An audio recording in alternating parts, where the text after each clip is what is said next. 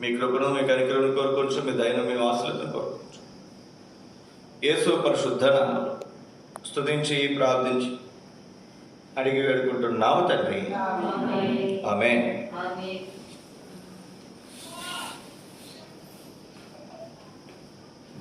మనం చదివినటువంటి భాగము హోషేయ గ్రంథము 10వ అధ్యాయము 11, 12, 13 వచనాలు మనం చదువుకున్నా. మనం ముగింపులోకి వచ్చాం. పంట కోయుట,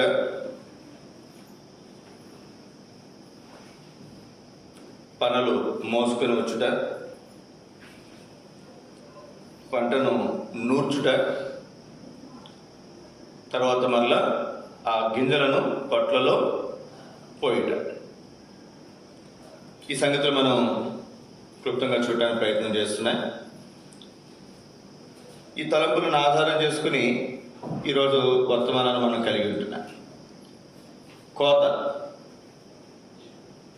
సమకూర్చుట, తర్వాత నూర్చుట, కొట్లలో పోయుట. ఇప్పుడండి కొన్ని సంగతులు మీకు జ్ఞాపకం చేస్తాను నేను దేవుని వాక్యంలో. ఇర్మీయా గ్రంథం 8వ అధ్యాయం 20 వచనం.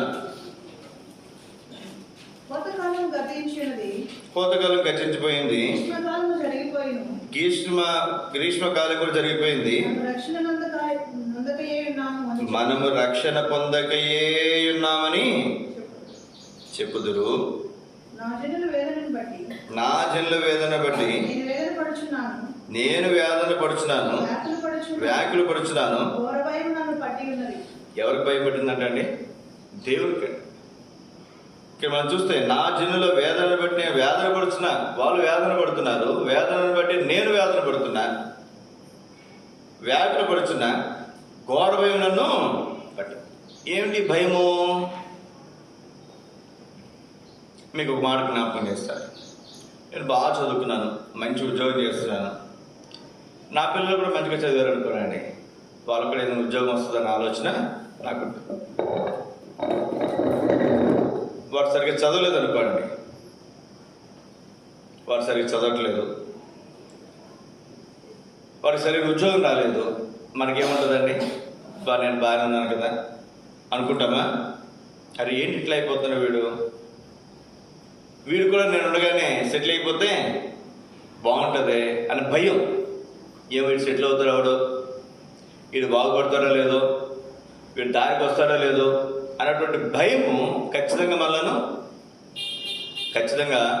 మన జీవితాల్లో ఉంటుంది. మనం గమనించాల్సినటువంటి ప్రాముఖ్యమైనటువంటి సంగతి, ప్రియ సోదర సోదరి, కోతకాలం అయిపోయిందంట, గ్రీష్మకాలం కూడా జరిగిపోయిందంట, మనం రక్షణ పొందకే ఉన్నాము. మన మాత్రం రక్షణ పొందట్లా.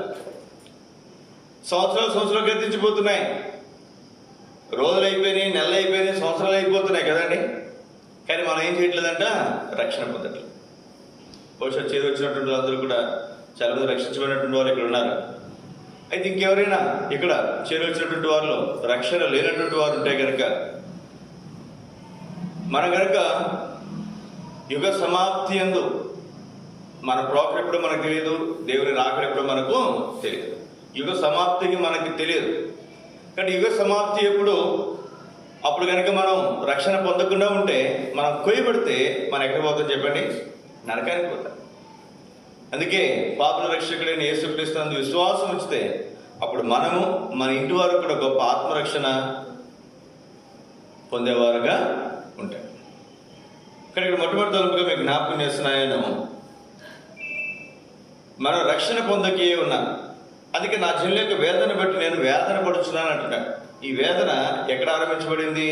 గెత్సెమనే వనములో ఆరంభించబడింది. మరింత వేదన పడచ్చు ఆతురముగా ఆయన ప్రార్థన చేసినట్ట.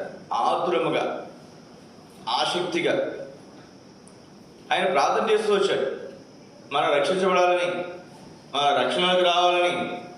అందుకే ఆయన ఎంత ఆతురపడుతూ వేదన పడుతూ ప్రార్థన చేశాడు అంటే, ఆయన చెమట రక్తపు బిందువులగినంతగా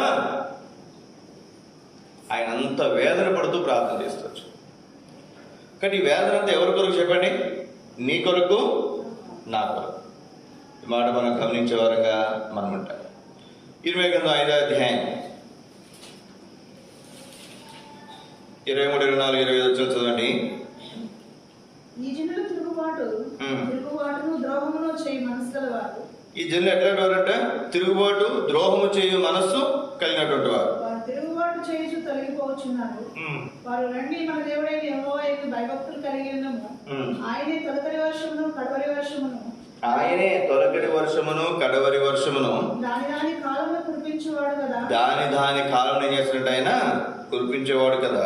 నిర్ణయింపబడిన కోతకాలపు వారములను ఆయన మనకు రప్పించునని తమ మనసులో అనుకున్నారు. మీ దోషములు వాటి క్రమమును తప్పించెను. మీకు మేలు కలగకుండుటకు మీ పాపములే కారణము. ఒకసారి ఆలోచన చేయండి. మీకు మేలు కలగకుండుటకు మీ పాపములే కారణం. వాటి క్రమమును తప్పించెను. మీ దోషములే వాటి క్రమం. ఇప్పుడు ఏ కాలం అది? మంచిది, అక్క కృపలోకి వెళ్ళిపోయింది. మంచిదే. కాలం ఏ కాలం అది? వేసవి కాలం. కానీ వాతావరణం ఎట్లా చల్లకుండా చూడండి ఈరోజు. వర్షాకాలం ఏమో వర్షాలు పడట్లేదు. లాస్ట్ ఇయర్ వర్షాలు పడ్డాయా? లేవు. ఇప్పుడు కూడా ఈ 2-3 రోజులే అది రాత్రి కొంచెం వర్షం పడినట్టుంది. మంచి వర్షం. నాకు తెలిసి 10 రోజులు ఎక్కడ వర్షం పడలే. నెల్లూరు వరకు కూడా మంచి వర్షం పడ. మనకేం వర్షాలు రాలే, చల్లగా ఉంది అంతే. 1 రోజు 2 రోజులు ఆగండి, తర్వాత మళ్ళా మన 4 రోజులు కూడా నాకు తెలిసి ఇంత ఎండలు ఎప్పుడు కూడా లేవు మనకి. స్టార్టింగ్ అంత ఎండలు వచ్చినాయి ఈ సంవత్సరం. కారణం ఏంటి? వర్షాకాలంలో ఏం పడలేదు, వర్షాలు పడలే. చలికాలంలో చలి ఉండట్లేదు, మంచు కురవట్లేదు. మంచు ఎప్పుడు కురుస్తుంది? చలికాలం అయిపోయిన తర్వాత మంచు కురుస్తుంది. వేసవికాలంలోనేమో వర్షాలు పడుతున్నాయి. ఏప్రిల్ మార్చిలో ఖచ్చితంగా, ఏప్రిల్లో ఖచ్చితంగా తుఫాన్లు వస్తాయి. అది సహజంగా వేసవి కాదు. అప్పుడు పంట కరెక్ట్గా కోసి కోతకొచ్చి ఉంటుంది రెడీగా. ఆ పంటలను ఏమవుతుంది చెప్పండి? పాడే. ఈ క్రమం తప్పడానికి కారణం ఏంటంటే మీ దోషములే వాటి క్రమమును తప్పించెను. మన పాపమును బట్టే మీకు మేలు కలగకుండాటకు మీ పాపములే మనం రక్షించబడిన తర్వాత కూడా కొన్నిసార్లు మనం అనుకుంటాం, నాకు మేలు కలగట్లేదే, నాకు మంచి కలగట్లేదే, నేను అనుకున్నది జరగట్లేదే. అంటే ఏంటంటే దానికి కారణం నువ్వు నేను చేసినటువంటి పాపములు, దోషములు. వాటి క్రమం తప్పిపోతున్నాయి. వాటి కాలాల్లో అవి రావట్లేదు. అందుకే 24 చూడండి. రండి, మన దేవుడైన యెహోవా యందు భయభక్తులు కలిగి ఉందము. భయభక్తులు కలిగి ఉంటే ఆయనే తొలకరి వర్షమును కడవరి వర్షము దాని కాలమును కురిపించేవాడు కదా. నిర్ణయింపబడిన కోతకాలపు వారములను ఆయన మనకు రప్పించును. అలా అనుకోవట్లేదంట మాట. ఆయనే మనకు తొలకరి వర్షాన్ని కడవరి వర్షాన్ని వాటి కాలంలో కురిపిస్తారని అనుకోవట్లేదండి. సోదరి, మనం ఎట్లా ఉంటామంటే చాలాసార్లు చదువుకునే పిల్లలు అనుకోనండి, వాళ్ళు కష్టపడి చదువుకుంటారు. నేను చదువుకున్నాను కాబట్టి మార్కులు వస్తాయి అనుకుంటా. ఉద్యోగం చేసే వాళ్ళైనా అంతే, పని చేసే వాళ్ళైనా అంతే, కష్టపడేవాళ్ళైనా అంతే, డబ్బులు సంపాదించే వాళ్ళైనా అంతే. రకరకాలు ఏమనుకుంటారంటే నా కష్టం నాకు ఇది చేస్తుంది అనుకుంటారు. దేవుడు మనకు అనుగ్రహిస్తున్నాడన్న సంగతి వాళ్ళు అనుకోవట్లేదంట. 24 చివరి మాట చూడండి. రప్పించునని ఆయన మనకు రప్పించిన తన మనసులో అనుకొనరు. వాళ్ళు అనుకోవట్లేదంట. కారణం ఏంటి? వారు చేసినటువంటి పాప. మనం ఏం తప్పులు చేసామనుకోనండి,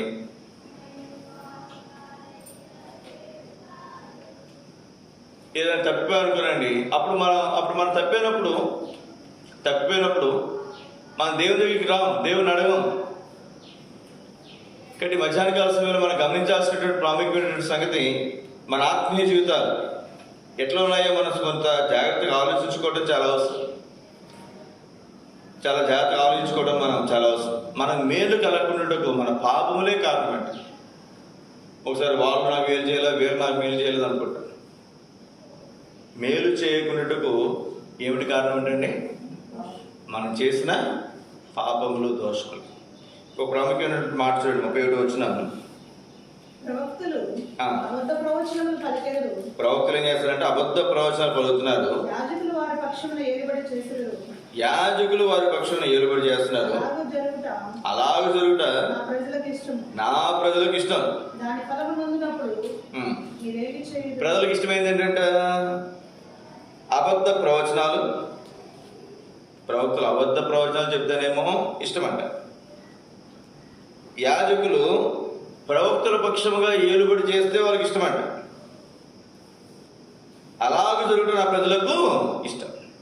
అబద్ధ ప్రవచనాలు, యాజకులు ఏలుబడి చేయటం, అబద్ధ ప్రవచనాలకు ఏలుబడి చేయటం. మరి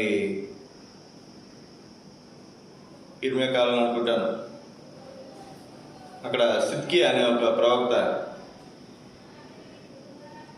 సిద్కియా అనే ప్రవక్త, వాళ్ళ నోట 450 మంది ప్రవక్తలు, వాళ్ళ నోట అబద్ధములాడే ఆత్మను దేవుడు ఉంచాడు. ఏమాడుతున్నాయి? అబద్ధములాడ. అప్పుడు సిద్కియా ఒక వ్యక్తి, అతను ప్రవక్తే, పోయి చేసి చెప్పండి 2 కొమ్ములు తీసుకుని వచ్చాడు. 2 కొమ్ములు చేయించుకుని వచ్చి, రాజా ఈ కొమ్ములతో నువ్వేం చేస్తావు? వాళ్ళని పొడుస్తావు. అబద్ధ ప్రవచన. ఏ ప్రవచనాలు అంటే ఇవి? అబద్ధ ప్రవచన. ఈ మధ్యన ఒక ఆయన బాగా గొప్ప వ్యక్తే, హైందవ జ్యోతిష్యుడు చెప్తుంటాడు. ఆయన తెలంగాణలో కేసీఆర్ గెలుస్తారన్నాడు, ఆంధ్రాలో జగన్ గెలుస్తారని చెప్పాడు. ఇద్దరు ఓడిపోయారు. అలాగే ఒక పాస్టర్ ప్రవీణ్ కుమార్, చాలామంది తెలుసు, ఆయన ప్రవచించాడు. ఏమని ప్రవచించాడు? తెలంగాణలో కారు స్పీడ్గా వెళ్తుంది, ఆంధ్రాలో ఫ్యాను స్పీడ్గా తిరుగుతుంది. 2 ఏమని చెప్పాడు? 2 పోయి. అన్యులు తప్పు చెప్పారు, క్రీస్తు పేరట కూడా ఏం చేస్తారు చెప్పండి. నిజంగా అది దేవుడు ఇచ్చిన ప్రవచనం అయితే, దేవుడు అంటాడు కదా మాట, నేను చెప్పినది ఎప్పటికీ జరగకపోతే అది నేను చెప్పిన మాట కాదు. వాళ్ళు తమంతట తాము తమ ఇష్ట ప్రకారం చెప్పినటువంటి మాటే కానీ, నేను చెప్తే నేను చెప్పిన మాట వారు ప్రవచిస్తే ఖచ్చితంగా నేను దాన్ని జరిగిస్తాను. కానీ ఇక్కడ మనం గమనించాల్సినటువంటి మాట, ప్రవక్తలు అబద్ధ ప్రవచనాలు పలుకుతున్నారంట. ప్రవక్తలు అబద్ధ ప్రవచనాలు, యాజకులేమో దాన్ని అనుసరించి ఏలుబడి చేస్తున్నారు. ఇది ఎవరికి ఇష్టం అంట అండి? ప్రజలకు ఇష్టం అంట. నిజం ఎవరికి ఇష్టం ఉంటుందండి? మంచి ఎవరికి ఇష్టం ఉంటుంది? ఆరోగ్యానికి మంచిగా ఉండే ఆహార పదార్థాలు పెట్టండి పిల్లలకో, మనకో, మన టేబుల్ మీద పెట్టండి. మనకి ఇష్టం అవుతుంది, తినబుద్ధి చేస్తుందా? అంటే ఇది మంచిది రా అన్నా సరే ఏం చేస్తా చెప్పండి, మనకు తినబుద్ధి కాదు. ఇది ఆరోగ్యానికి హానికరం అని తెలిసిన కొన్ని ఆహార పదార్థాలు మనము వాటినే కోరుకుంటాం. అలాగే ప్రజలకు ఇష్టమైనటువంటి సంగతులు ఏంటంటే అబద్ధ ప్రవచనాలు, అబద్ధాలు. జ్ఞాపకం పెట్టుకుందాం ప్రియ సోదర సోదరి. ఈ మధ్యాహ్న కాల సమయంలో ఒకసారి మన హృదయాలు మనం పరీక్షించుకుంటే 2వ తలంపుగా రండి, యోబు గ్రంథం. దానికి ముందుగా ఇర్మియా గ్రంథం 12వ అధ్యాయం 13వ వచనం ఒక మాట చదవండి. జనులు గోధుమలు చల్లి ఇంట్లో పండపోయిదురు, వారు అలసటపడుచున్నారు కానీ ప్రయోజనం లేకపోయిను. యెహోవా కోపాగ్ని వలన కోతకు పండలేక ఏం లేదంటండి, కోతకి ఏం లేదంట, పంట లేదంట, వీరు సిగ్గుపడదు, కొయ్యటానికి ఏం లేదంటండి. చాలా ఆశ్చర్యం అసలు ఇది. కొయ్యటానికి పంట లేదంట. గోధుమలు చల్లాడంట. గోధుమలు చల్లితే దేనికి పోస్తారంటండి? మొండల పంట, ముళ్ళ కించులు పోస్తారంట. రాలా పంట చేతికి రాలా, అసలు ఎదగలా పంట. కానీ కోత కొయ్యడానికి పోతే యెహోవా కోపాగ్ని వలన పంట లేక ఏమవుతుందో చెప్పండి, మనం ఇది ఎప్పుడు అర్థమవుతుందంటే, పిల్లలు మార్క్స్ వచ్చినాయి అనుకోనండి, మా వాడికి తక్కువ వచ్చినాయి, మీ వాడికి ఎక్కువ వచ్చినాయి అనుకోనండి, మీరేమో సంతోషంగా ఉంటారు. నేను మాటలు చెప్పాలంటే ఏం చేస్తాను చెప్పండి, సిగ్గుపడతాను. నేను ఎలా వచ్చిన మీ అబ్బాయి కంటే నా 300 వచ్చినాయి అన్న అన్నారంటే సిగ్గుపడతాను. అదే నాకు ఎక్కువ వచ్చినాయి అనుకోండి, మా అబ్బాయికి ఏం చేస్తాను చెప్పండి, మా అబ్బాయికి 500 వచ్చినాయి, 600 వచ్చినాయి, లేకపోతే 300 వచ్చినాయి అని చెప్పి నేను ఎక్కువ ఘనంగా చెప్తాను. అలాగే పంట పండిన తర్వాత కూడా ఎన్ని బస్తాలు అయినాయి అంటే, వాడికి ఏమో 40 అయినాయి, నాకు 20 అయినాయి అనుకోనండి, నేను చెప్తానా? అసలు ఇక్కడ పంట 20 బస్తాలు కూడా లేవంట, 2 బస్తాలు కూడా పండలేదు. అప్పుడు ఎంత సిగ్గు. దీనికి గల కారణం ఏంటి చెప్పండి, యెహోవా కోపాగ్ని. కానీ ఇప్పుడు యెహోవా కోపాగ్ని వలన ఇక్కడ ఏం జరుగుతుంది అంటే, కోత కోయడానికి పంటే లేకపోతుంది. 2 తలంపురండి, యోబు గ్రంథం 4వ అధ్యాయం 8వ వచనం. యోబు గ్రంథం నేను చూచినంత వరకు 4వ అధ్యాయం 8వ. అక్రమమును దున్ని కీడును విత్తువాడు ఆ. దానినే కోయును. అక్రమమును దున్నితే దాన్నే కోస్తా, కీడును విత్తితే దానినే మనం కోస్తాం. అక్రమం, కీడు, మనం ఏది విత్తుతామో దాన్నే మనము కోసేవారుగా మనం ఉంటాం. 20 గ్రంథాలు 50వ అధ్యాయం, 20 గ్రంథం 50వ అధ్యాయం 17వ వచనం. ఇశ్రాయేలు వారు చెదిరిపోయిన గొర్రెలు. ఇర్మియా 50:15.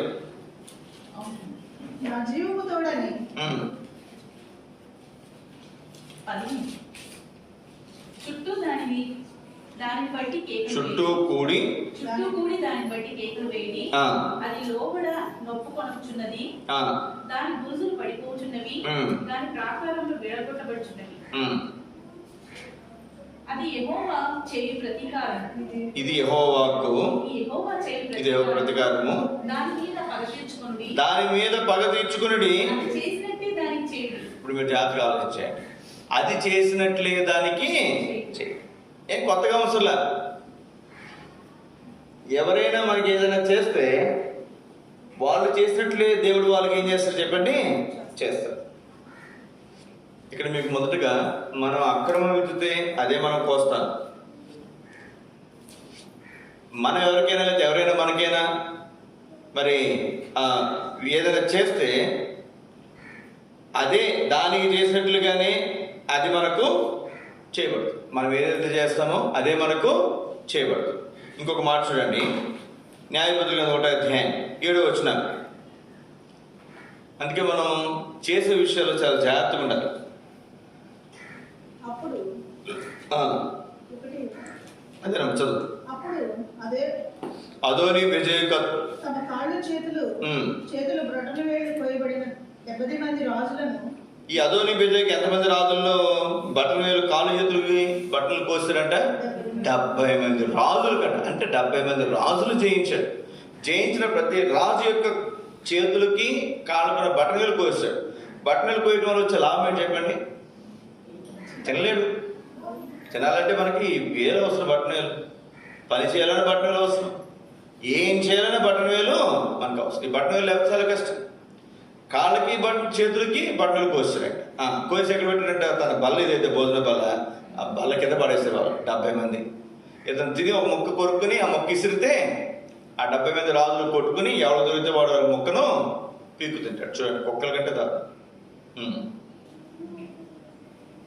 చదవండి. నా భోజనపు బల్ల కింద మొక్కలు ఏరుకొనుచుండిరి. నా భోజన బల్ల కింద మొక్కలు ఏరుకొనుచుండిరి 70 మంది రాజులు. నేను చేసినట్లే దేవుడు నాకు ప్రతిఫలం ఇచ్చను అని. చదవండి. వారు యెరూషలేమునకు అతన్ని తోడుకొని రాగా అతడు అక్కడ చనిపోయాడు. ఇక్కడ ఒక ఆశ్చర్యకరమైనటువంటి సంగతి చూడండి. అదోని బెజెకు కనాను దేశంలో ఉన్నటువంటి వ్యక్తి. న్యాయపతులు కాలంలో మరి యెహోషువ తర్వాత న్యాయపతుల కాలంలో యోధావారు అనుకుంటారు, యుద్ధానికి వెళ్తారు. ఇక్కడ యోధావారికి వాళ్ళు వెళ్ళి యుద్ధంలో గెలుస్తారు అదోని బెజెక్ అనే అతన్ని. అతను దొరికిన తర్వాత అతను ఏం చేయాలని ఆలోచిస్తే వాళ్ళకి తెలిసిన సంగతి ఏంటి, ఈ రాజు బల్ల దగ్గర 70 మంది బటన్ వేళ్ళు కాళ్ళకి చేతులు కొయ్యబడి అక్కడ ఇబ్బంది పడుతున్నారు. అట్లా ఇతను రాజు చేశారు. అనేసరికి సరే వీడి బటన్ వేళ్ళు ఏం చేయండి, మీరు తీసేయండి. కోస్తారు. ఈ అదోని బెజేగా బట్టన వేళ్ళు కాళ్ళకి చేతులకు తీస్తారు. ఇప్పుడు ఎక్కడి నుంచి ఎక్కడ దొరికాడు అతను, దొరికిన అక్కడి నుంచి ఇప్పుడు అతను ఏం చేస్తారు చెప్పండి, ఆ యెరూషలేమునకు తీసుకుని వస్తారు. ఆ యెరూషలేములో ఎవరున్నారు ఆ ప్రాంతంలో? అప్పటికే తన భోజన బల దగ్గర ఎవరున్నారు చెప్పండి? వీళ్ళు పారిపోయినారు. అతను పట్టుకున్నారు, కాళ్ళు చేతులకి బట్టలు కోస్తారు. ఇప్పుడు ఈ 70 మంది రాజులతో ఇతను కూడా ఏమో చెప్పండి, ఒకటిగా చేయబడతారు. ఈ అవమానాన్ని తట్టుకోలేకపోయాడు. ఈ 70 మంది రాజులు బతిగా ఉన్నారు, మీరు జాగ్రత్త గుర్తుపెట్టుకున్నాడు. కానీ వారికి కీడు చేసినటువంటి వ్యక్తి, వారికి ఇబ్బంది కలిగేసినటువంటి వ్యక్తి వారితో కలిసి ఉండాల్సి వస్తుంది అన్నటువంటి భయం, ఆ పరిస్థితిని ఊహించుకోలేక సహించుకోలేక చచ్చిపోయాడు. తీసుకొచ్చేలోపు ఏమని చెప్పండి, ఒకవేళ బట్టలు కోస్తే చచ్చిపోతే కనుక ఈ 70 మంది రాజులు కూడా ఎప్పుడో చచ్చిపోవాలి. వీళ్ళు చచ్చిపోయారా? వీళ్ళు చాలా 70 మంది రాజులు ఇక్కడ బతుకుంటే వాడు మాత్రం ఏమేమి చెప్పండి, చచ్చిపోయాడు. అందుకే అన్నాడు కదా, నేను చేసినట్లే దేవుడు నాకు ప్రతిఫలం ఇచ్చాను. కాబట్టి మనం ఏం చేస్తాం అదే మన మీదకి వస్తుంది. గుర్తుపెట్టుకోండి, ప్రతిదీ కూడా మనం మంచి చేస్తే మనకు మంచి వస్తుంది, మనం చెడు చేస్తే చెడు వస్తుంది. ఏది మనం విత్తుతామో దాన్నే మనం కోస్తాం. మంచిని విత్తే మంచిని కోస్తాం, చెడుని విత్తితే చెడుని కోస్తాం. 3వ తలుపు గారండి, కోయిట అనే మాట మీకు జ్ఞాపకం చేస్తున్నాను. సామెతల 6వ అధ్యాయం 6-7 వచనాలు, 6వ వచనం, 8వ వచనం. సోమరి చీమల యొద్దకు వెళ్ళుము, చీమల దగ్గరికి వెళ్ళు, 8వ వచనం. అవి వేసవి కాలమనగా వాటి నడతలు కనిపెట్టి జ్ఞానం తెచ్చుకోను. 7 ఎందుకు వస్తుందండి? వాటికి న్యాయాధిపతులు లేకుండా, న్యాయాధిపతులు లేరు, రాజులు లేరు, విచారణకర్త లేకుండా, విచారణ చేసే వాళ్ళు ఎవరు లేరు, అధిపతి లేకుండా. అవి వేసవి కాలమనగా ఆహారం సిద్ధపరచుకుని. ఎప్పుడు సిద్ధపరచుకుంటాయండి ఆహారం? దానికి ఏమో రాజు ఉండడు, లేదా ఒక తండ్రి ఉండడు, లేకపోతే ఒక అధిపతి ఉండడు, ఒక న్యాయాధిపతి ఉండడు. కానీ వేసవికాలం ఏం చేస్తాయంటే అవి ఆహారంను సిద్ధపరుస్తాయంట. కోతకాలం ఏం చేస్తాయి, ఇంకా ధాన్యాన్ని కూరుస్తాయి. 4 గింజలు కింద పడ్డాయి అనుకున్నాండి, పానీలు అని చెప్పి మనం వదిలేస్తాం. మన దగ్గర బస్తాలు ఉన్నాయి కాబట్టి ఆ 4 గింజలు వాడికి ఎక్కువ. కోతకాలం ఏం చేస్తాయంటే ఆ గింజలన్నీ కూడా తీసుకుని పోయి ఒక చోట దాచుకుంటాయి. సోమరి ఎందాక నీవు పండుకుందువు, ఎప్పుడు నిద్ర లేస్తావు, ఇంకొంచెం నిద్రించదనని, కొంచెం కురికెదనని, కొంచెం చేతులు ముడుచుకొని పరుండేదనని నీవు అనుకుంటున్నావు. దొంగ వచ్చినట్లు దారిద్ర్యం ఎద్దుకు వస్తుంది.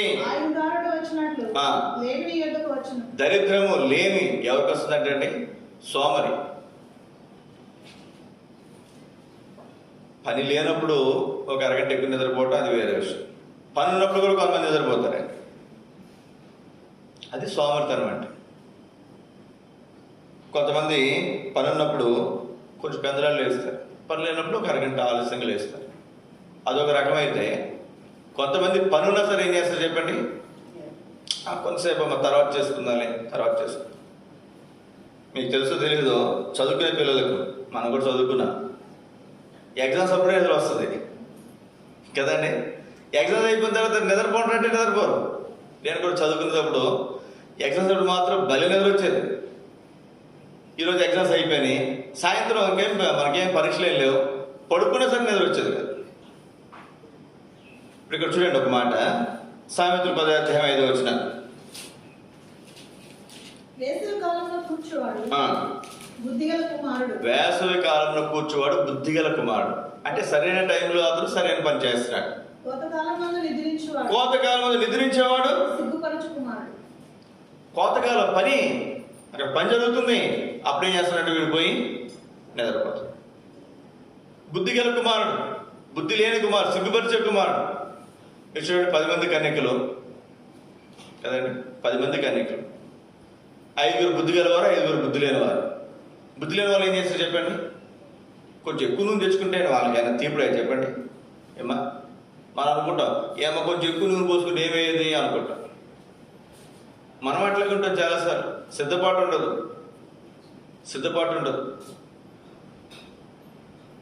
మనం గమనించాల్సినటువంటి ప్రాముఖ్యమైన సంగతి, కోతకాలం అందు నిద్రించేవాడు. కోతకాలం కాకపోతే నిద్రించిన దానికి వేరే సంగతి. కోతకాలం అందు నిద్రించేవాడు సిగ్గుపరచు కుమారుడు. 20వ అధ్యాయం 4వ వచనం, సామెతలు 20వ అధ్యాయం 4వ వచనం. విత్తులు వేయ కాలమున సోమరి దున్నడు. విత్తులు వేయి కాలమున, విత్తనాలు విత్తున్నప్పుడే సోమరు ఏం చేయడంట? దున్నడు. ఆ తర్వాత దున్నుదాలే అనుకుంటాడంట.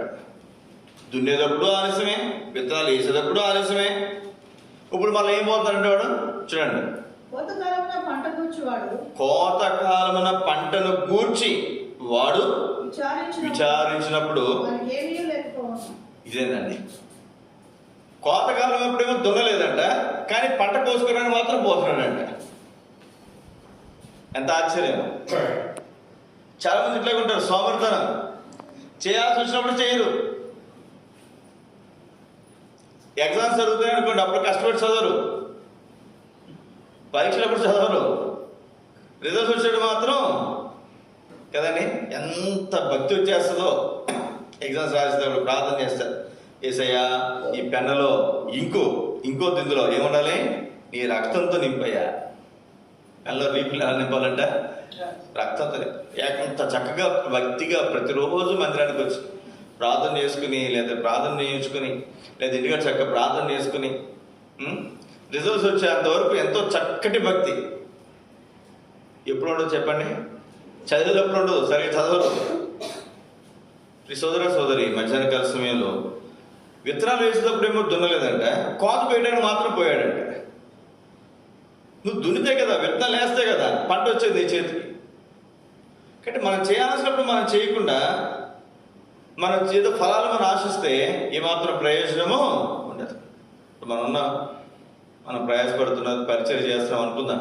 ఉదాహరణ చుట్టుపక్కల గ్రామాల్లో ఇప్పుడు మనం ఏమీ ప్రయాసపడకుండా ఒక 5 సంవత్సరాలు 10 సంవత్సరాల తర్వాత అక్కడ మందిరం కట్టాలంటే కట్టేస్తామా? మనం ప్రయాసపడితే దేవుడు తన సమయంలో, అక్కడ దేవుడు తన సొంత సమయంలో కార్యములు జరిగిస్తాడు. కానీ ఇక్కడ మనం గమనించాల్సినటువంటి మాట, సోమరి ఎక్కడికి పోయి నేర్చుకోవాలంటే చీమ దగ్గరికి నేర్చుకోమని. చీమకండి మరి కరెక్ట్ అనుకుంటున్నాను నేను, అంటే ఎంత కరెక్ట్గా నాకు గుర్తులేదు, కానీ తన బరువు 1 గ్రాము ఉంది అనుకున్నాండి, దానికంటే కొన్ని ఎక్కువ రెట్లు బరువు అనేది మోయగలదండి. ఎన్ని రెట్లమ్మా? ఎన్ని రెట్లు మోస్తుందంటే మీకు తెలుసా? 10 రెట్లు 20 రెట్లు ఎక్కువ.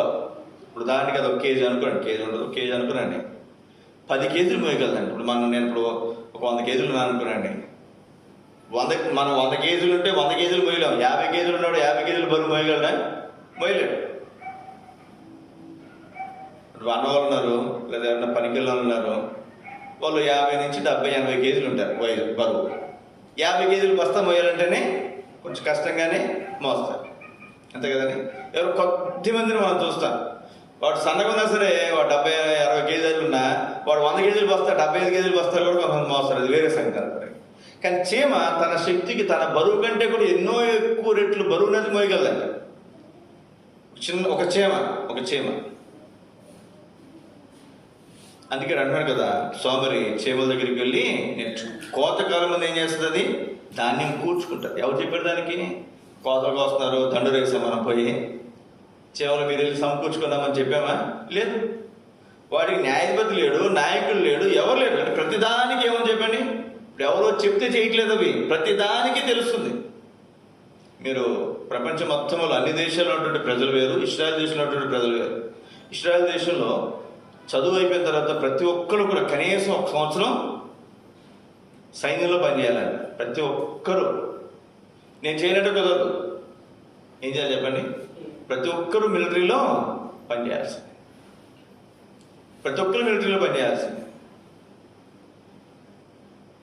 ఇక్కడ రాయబడినటువంటి మాట, చీమల దగ్గరికి వెళ్ళి మనం నేర్చుకోవాలి, సోమరితనం ఉండకూడదు. రండి, 4 మీకు జ్ఞాపకం చేస్తున్నాయను. యోవేలు గ్రంథం 3వ అధ్యాయం 13వ వచనం. పైరు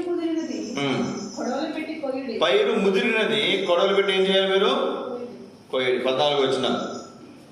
తీర్పు తీర్చు లోయలో రావాల్సిన ఆ, యెహోవా దినము వచ్చి ఉన్నది. యెహోవా దినం వచ్చినది. తీర్పుకై ఉమ్. జనులు గుంపులు గుంపులుగా కూడి ఉన్నారు. ఇక్కడ మనం గమనించాల్సినటువంటి మాట, పైరు ముదిరినది, కొడవలు పెట్టి కోయడు. పంట కోతకు వచ్చేసింది. ఇక్కడేమో యెహోవా దినం వచ్చినది అంటే యుగ సమాప్తి గురించి మనం చూస్తున్నాం. యుగ సమాప్తి ఎప్పుడు ఉన్నటువంటి పరిస్థితులు వేరు, మామూలుగా పంట కోతకు వచ్చేటువంటి పరిస్థితులు వేరు. ఇక్కడ పంట కోతకు వచ్చినటువంటి పరిస్థితులు ఏం చేయాలి చెప్పండి? పైరు ముదిరిపోయినప్పుడు దాన్ని ఏం చేయాలి చెప్పండి? కొయ్యాలి. కొయ్యిపోతే ఏమవుతుందండి అన్న? పంట తయారైపోయింది, కొయ్యిపోతే ఏమవుతుంది? గింజలు రాలి. రాలిపోతుంది. గింజలు ఏమవుతుంది చెప్పండి? మామిడికాయలు కాయ తయారైపోయింది, దాన్ని కొయ్యిపోతే ఏమవుతుంది? 2 రోజులకి కాయ రాలిపోతుంది. వరైనా అంతే, ఒట్టి గింజలైనా అంతే, ఏదైనా అంతే. ఇంకో 2-3 రోజుల్లో అయితే వారం రోజుల్లో బాగా పండిపోతాను దానికి ముందే ఏం చేస్తే చెప్పండి? ఎండిపోవడానికి ముందే కొంచెం పచ్చిగున్నప్పుడే కోసేస్తాడు. ఆ గింజలు ఆ ఎన్నులు పట్టుకుని ఉంటాయి. లేదు మనం 4 రోజులు లేట్ అయింది అనుకోనండి, కోస్తున్నప్పుడే ఇలా ఊపేసరికి ఏమవుతుంది చెప్పండి? పైన కొన్ని గింజలు రాలిపోతాయి. కానీ ఇక్కడ మనం గమనించాల్సినటువంటి మాట, పైరు ముదిరిపోయింది అనుకుంటే వెంటనే మనం కొడవలు పెట్టిపోయాలి. మత్తయి సువార్త 9వ అధ్యాయం 37-38 వచ్చినారు.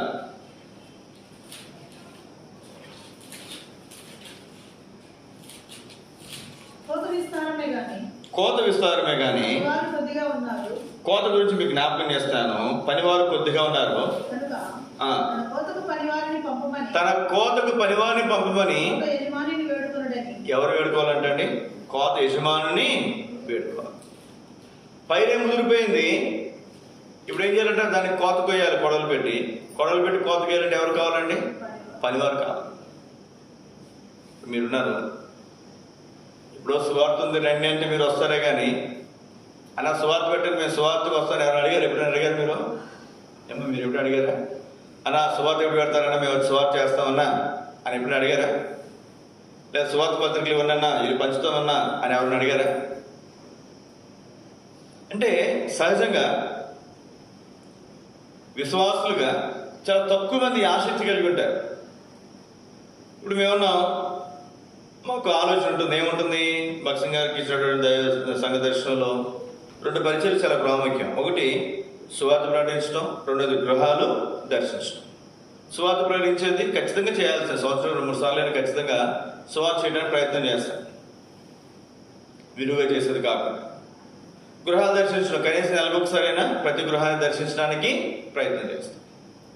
ఎందుకు ఈ మాటలు చెప్తున్నాను అంటే ఇక్కడ కోత విస్తారు, పనివారు కొద్దిమంది. ఈ పనివారు ఏంటి?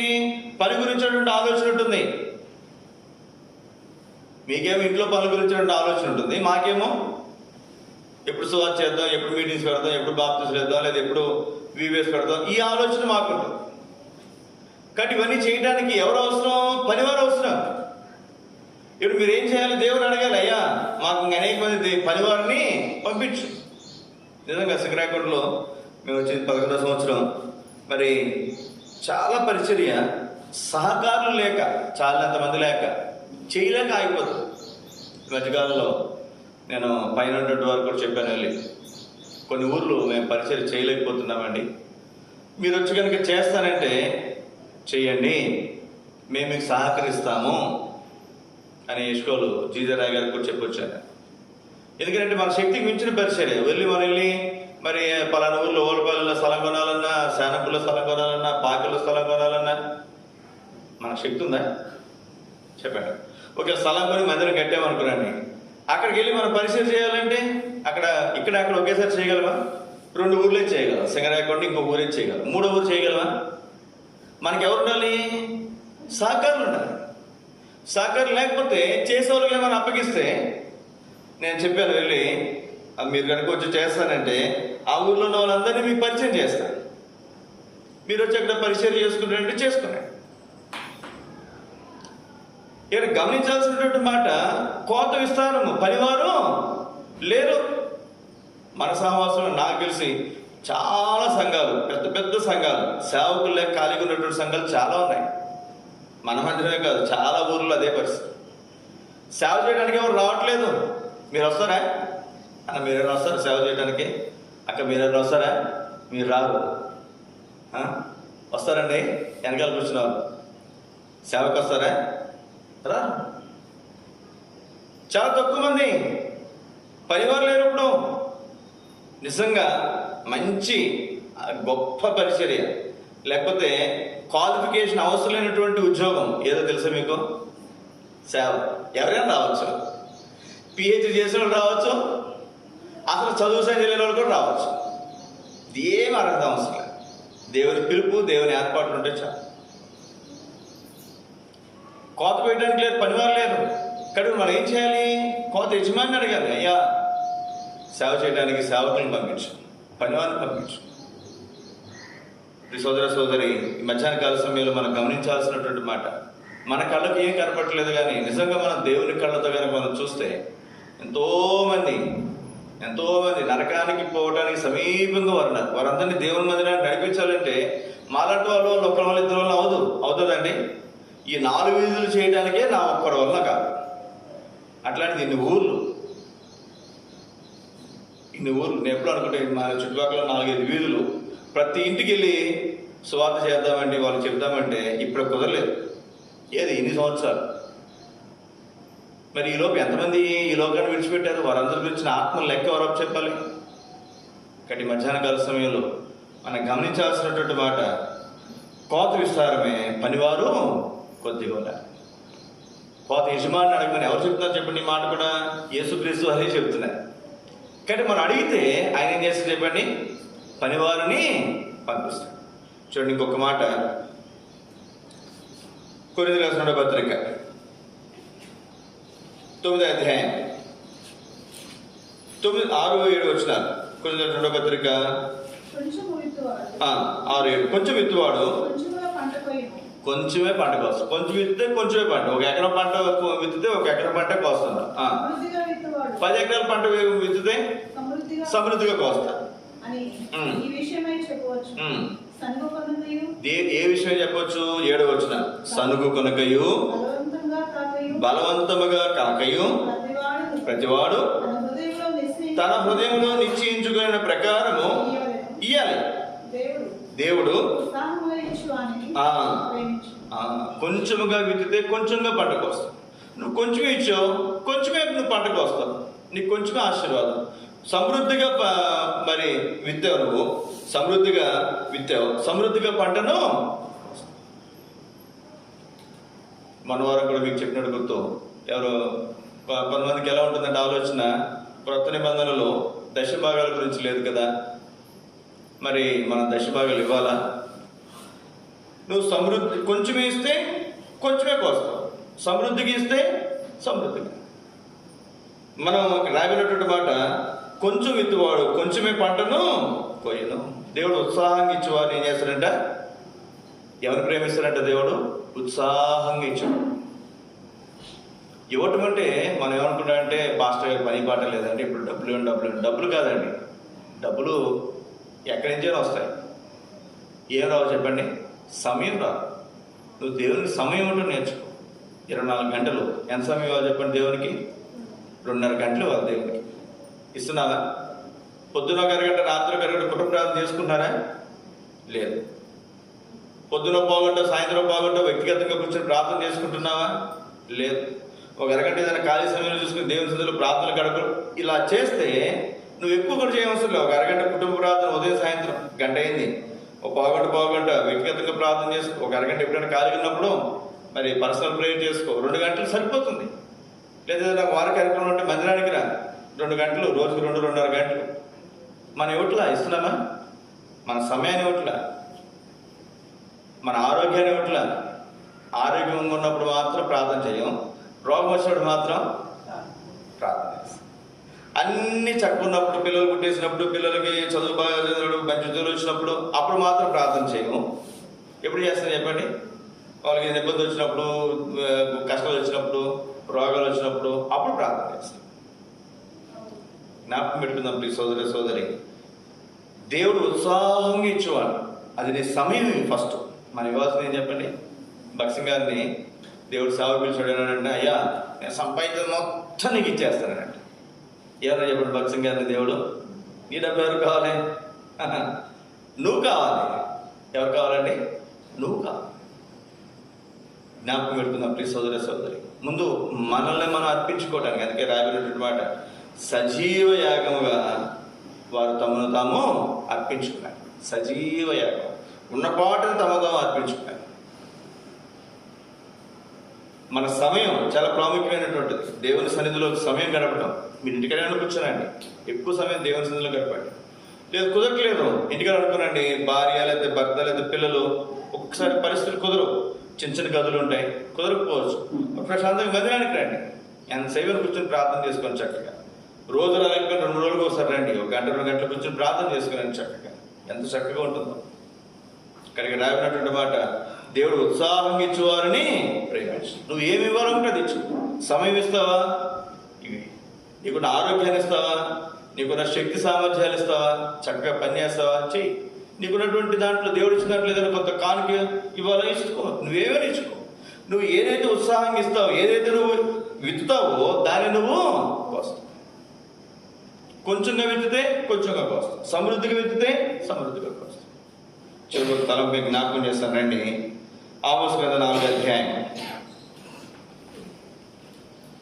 ఆమోస్ గ్రంథం 4వ అధ్యాయము 6వ వచనం.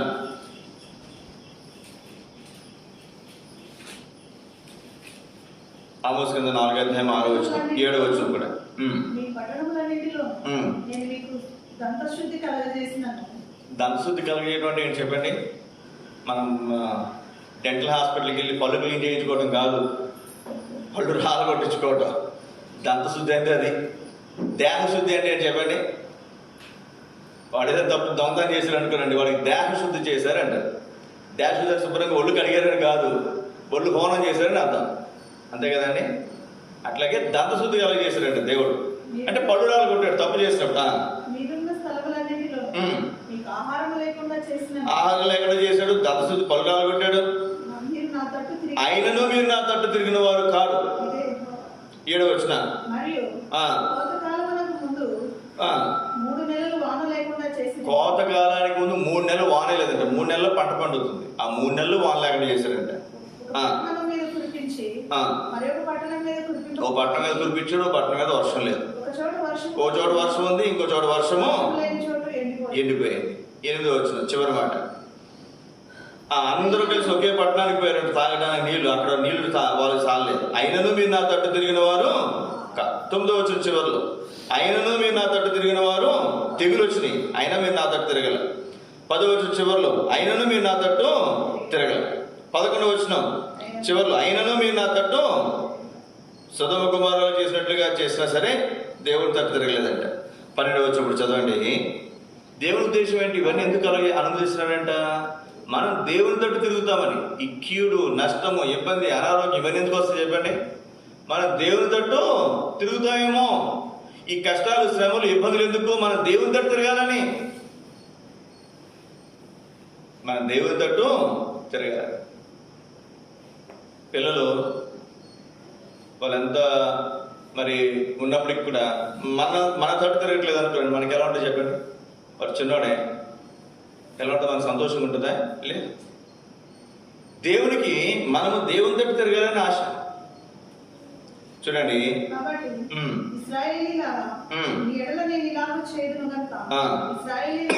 ఇశ్రాయేలులారా మీ దేవుని సన్నిధిని కనబడుటకై సిద్ధపడుడి.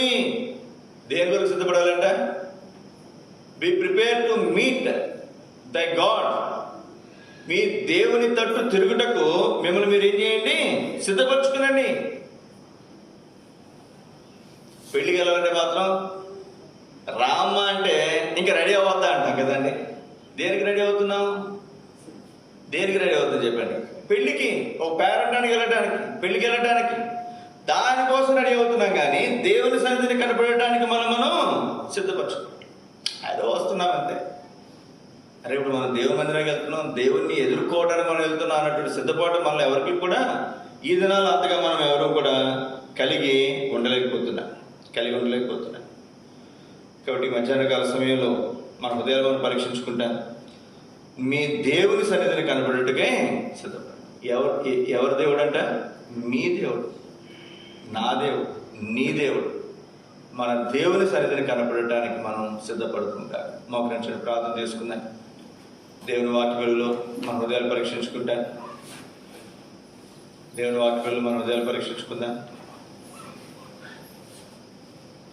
మీ దేవుని సన్నిధిని కనబడుటకై నీవు సిద్ధపడవా?